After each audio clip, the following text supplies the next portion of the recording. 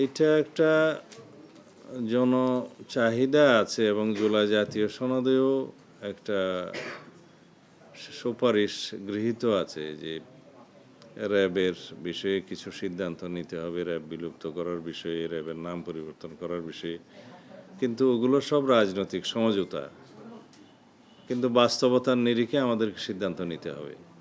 আমরা একটা specialized force, law enforcing force আমাদের দেশে চাই কিনা, এর উত্তর হবে অবশ্যই চাই।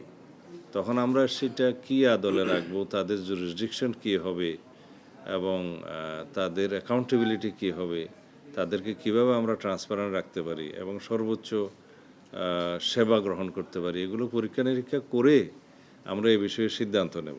নির্বাচনের 15 দিন পর পর্যন্ত বোধহয় তাদের একটা নির্দেশনা ছিল, এখন শেষ হয়ে গেছে সম্ভবত।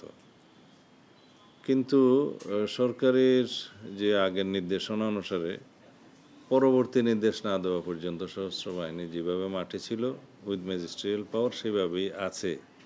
এই মেয়াদটা কবে শেষ হবে আমার এখন জানা নাই, আমি দেখতে হবে।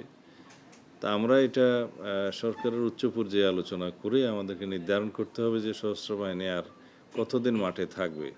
তারাও আর মাঠে দীর্ঘদিন থাকতে চায় না, কারণ অনেক সমস্যা আছে, তাদের ট্রেনিং এর সমস্যা আছে, ট্রেনিং দিতে পারছে না বা অন্যান্য কর্মকাণ্ডের সমস্যা আছে। কিন্তু আমরা এখন সরকারে দায়িত্ব নেয়ার পরে আইনশৃঙ্খলা পরিস্থিতি কতটুকু কী উন্নয়ন হয়েছে, কি করা যায়, সেটা একটা সমন্বিতভাবে আমাদেরকে দেখতে হবে।